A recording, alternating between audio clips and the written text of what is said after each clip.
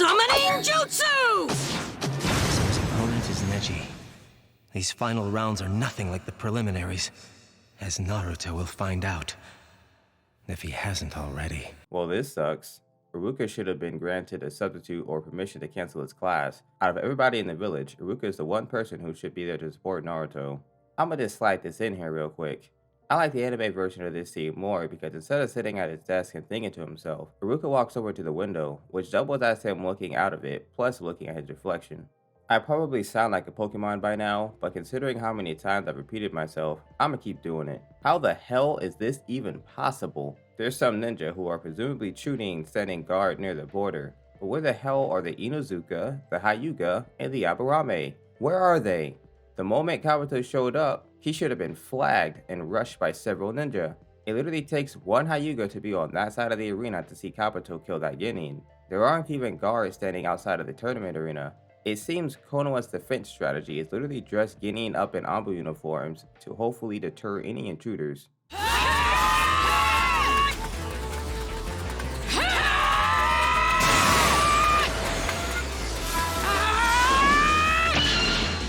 Neji is really starting to irk me. Naruto as a series, or at the very least the Byakugan, may be using different logic, but it takes more energy to start using something than it does to keep it going. Dragon Ball actually did a good job at explaining this. It's not about powering up. The point is that they won't have to power up when they fight. They can use all the energy it would take to transform to increase their stamina, and then only go higher if they need to. Neji, on the other hand, continually activates and deactivates his Byakugan throughout the fight, which should result in him using more energy. Neji must be hitting with the force of a singular wet water. How on earth is that shadow clone not dead yet? I gotta hand it to the manga on this one. Neji's sprinting at Naruto is much more satisfying in the manga than it is in the anime. The reason for that is, in the manga, Neji is surrounded by much more shadow clones than he is in the anime. When Neji starts running, all you see are black lines swiftly moving throughout the shadow clones. As Neji approaches Naruto, the two shadow clones in front of the seemingly real Naruto are darkened, which puts more emphasis on the real Naruto. The darkening may just be in the colored manga, but that is the iteration of the manga that I'm reading, so tough titty. Anyway, in the final two panels before Neji reaches Naruto, you see Neji's foot, followed by his silhouette leaping out of the shadow clones towards Naruto. In my opinion, the angle we are shown of Neji hitting Naruto in the manga is better than anime as well.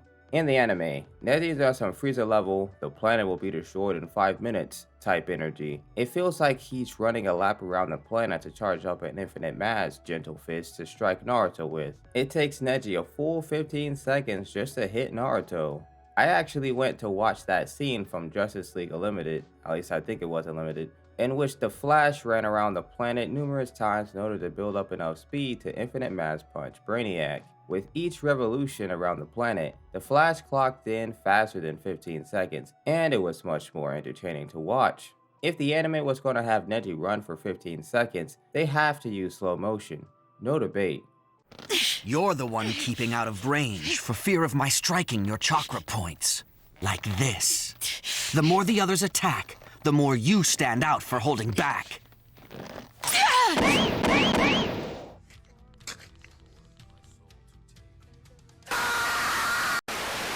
No, no, no.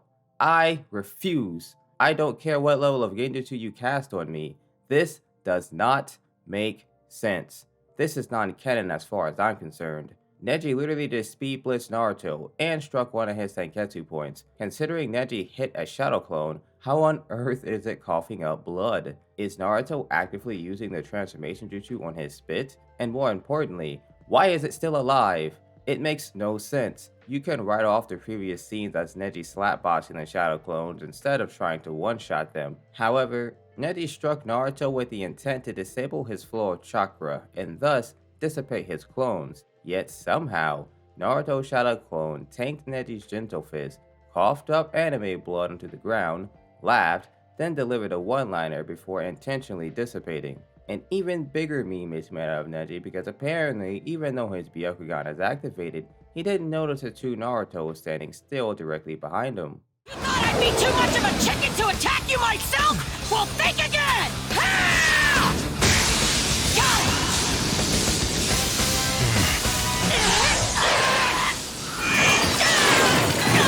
Alright, as much as I love this scene, I gotta criticize it. I'd go so far as to say this is my favorite part of Naruto and Neji's battle, the reveal of the 8 trigrams rotation. Just as the audience starts to cheer for Naruto since he seemingly outplayed Neji, Neji skillfully blocks Naruto's fist with his chakra. The camera then pans out, showing both Naruto and his shadow clone suspended in animation due to Neji's chakra. It is a truly epic moment. Now for the criticism. Considering it's shown both in the anime and the manga, Neji is capable of catching attacks in his chakra, why does he never do that again? Neji doesn't have to spin in order for his chakra to be effective, so there's literally no excuse not to use his chakra as armor. Obviously, that's going to heavily tax his chakra if he uses it as willy-nilly as Gaara does, but with proper training, Neji could have his own chakra cloak. Just think of the Raikage's cloak minus the speed amp. I bet we can all think of a situation where Neji could have utilized his chakra cloak the most. Damn it! A focused attack! There's too many! Hinata's and Neji's air palms won't be enough! Byakugan!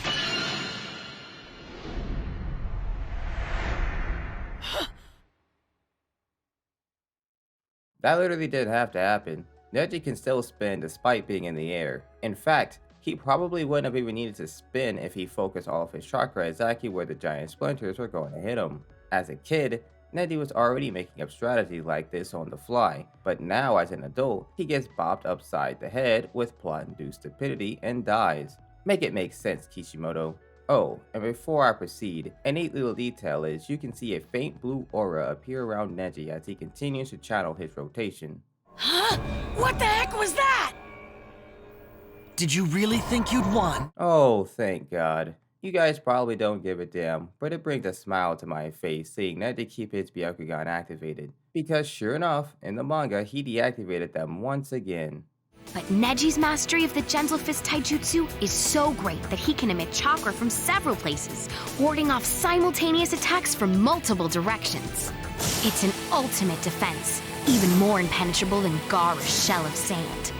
Nothing can get through it. Tenten is narrating this, so it's easy to dismiss her banter as speculation, but Kishimoto really drives the point home by showing Gaara's reaction immediately after Tenten says Neji's defense is stronger than Gaara's. I just wanted to point that out, even though it should be fairly obvious. Yo, comment y'all's favorite jutsu down below. The 8 trigrams 64 palms isn't my number 1. That position belongs to the Naruto Uzumaki barrage. However, the 64 palms goes hard as well. The reason I like it so much is it's a simple attack that's based on speed blitzing your opponent.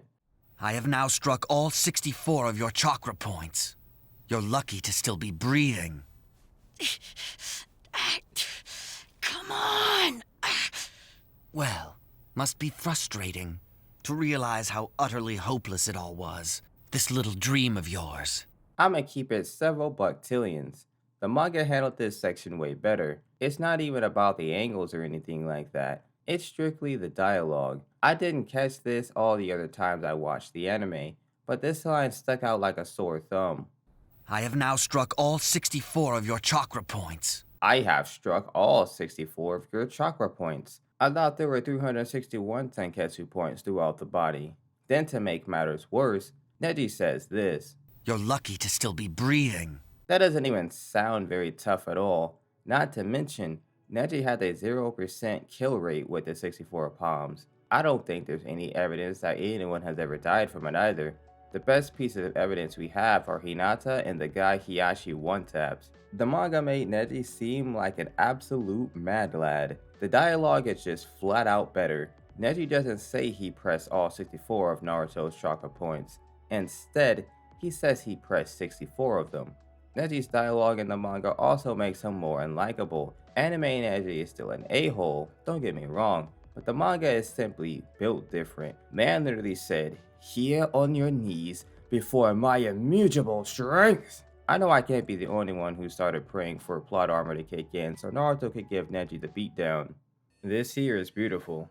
I know Naruto couldn't have beaten Neji without using Kurama's chakra, but he mentally gave Neji a run for his money with sheer willpower alone. Watching Naruto stand up when he physically shouldn't be able to reminds me of Captain America. One reason I like Captain America so much is his famous line, "I can do this all day." I think the anime handled this scene better, switching back and forth between Naruto and the crowd as Naruto struggles to rise to his feet made the moment hit harder. The manga has everyone react to Naruto standing, and then we see Naruto on his feet. Different mediums, yada yada yada. I know.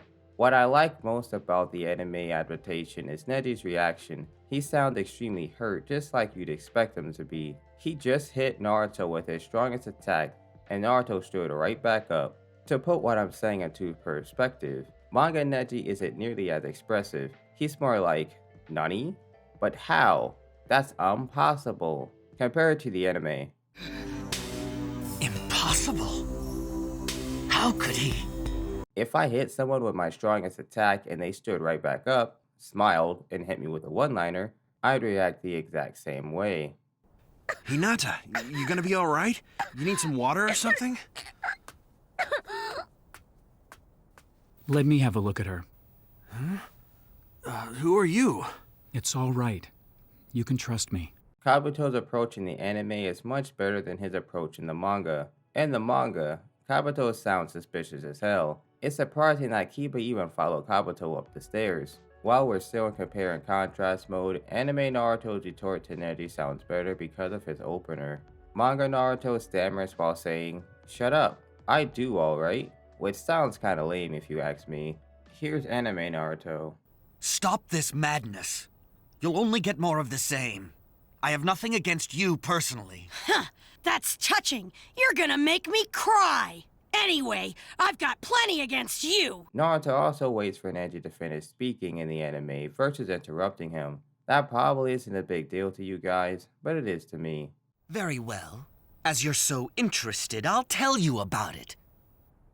The Hyuga clan's heritage of hatred. Studio Parrot, I love you, but you, Kishimoto, why do you forsake me? Is that?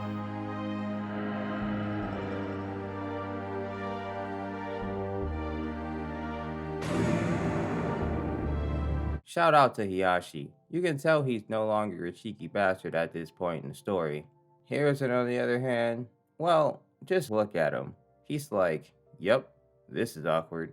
Yet another atrocity I let slide under the radar." I do like how Tenten gets a little spotlight in the manga though, after Neji reveals his curse mark. She's his trainer and his hype girl, so it's the least they could do. Oh, and it goes without saying, the curse mark was redesigned for the anime adaptation for well actually, I don't know. Looks fine to me. That is our destiny. Or was. Until that dreadful night. They went too far. When they murdered my father. As you may have noticed, I'm not speaking too much on Neji's backstory, because I don't think there's too much for me to dive into, and I'm not trying to feed y'all a bunch of word salad. However, there is one slight detail the manga included that made Neji seem more like Gaara than I think they were intending. Right before Neji reveals his father was murdered by the main branch, he starts to chuckle. For Neji, that seems way out of character.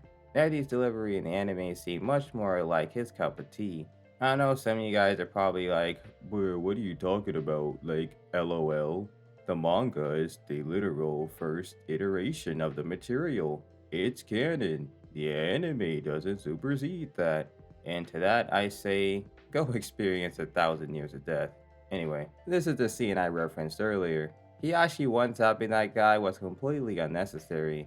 The Cloud guy did just kidnap his daughter, but via his Byakugan, Hiyashi should have been able to see it was him and thought twice about murdering him. I'm well aware in the heat of passion, things can get quite dicey. However, Hiyashi walked out from the alleyway in a rather calm manner, so he had some time to plan his attack. If there was to be peace, Lord Hiyashi must die. The Leaf Village accepted their terms. But father, then how? I cannot imagine being Hiyashi right now. His daughter, who probably looks up to him as a hero, is having the wool pulled from over her eyes. I'd hate to be a father and have my child look at me like that. Even the background character is like, damn bruh, that's cold. Also, I just want to say, I don't really like manga Neji. Y'all can throw some pocket sand at me if you want to, but man's just trying way too hard to be Gaara. It really takes away from Neji in my opinion. Anime Neji has so much more passion and drive. It makes it much more believable that Neji believes in his worldview, just to listen to the passion in his voice. And so to avert a war, a man was killed. But not Hiyashi. My father, his twin brother, was killed in his place in order to protect the main household! Now that's how you do it. That's what I'm talking about. A1 performance, Neji. We go from watching Neji's hand tremble as he grips his headband to seeing his face tremble as he looks in Naruto's eyes while trying to maintain his composure. After failing to do so, Neji looks down at the ground as veins begin to emerge on his face. The literal frame Neji begins to look back up at Naruto. You can see more veins appear and his eyes become more defined. That is how you use the Byakugan for dramatic tension. Manga Gaara, Neji, has a semi-sad look on his face while he is talking about his father's death, which is better than a poker face like Gaara, but considering Neji keeps laughing while telling his story, he ain't much better. I mean, look at this man. He's on demon time. I don't think I would like Neji at all if I was manga only. This guy is much more likable. They were so much alike. Twin brothers. But their destinies had been determined long ago, when one was born a few seconds after the other.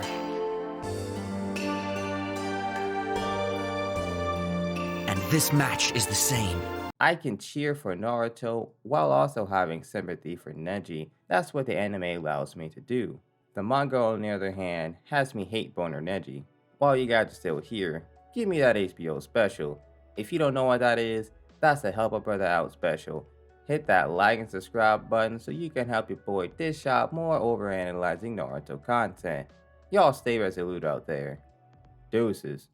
Ninja Art and the video Jutsu.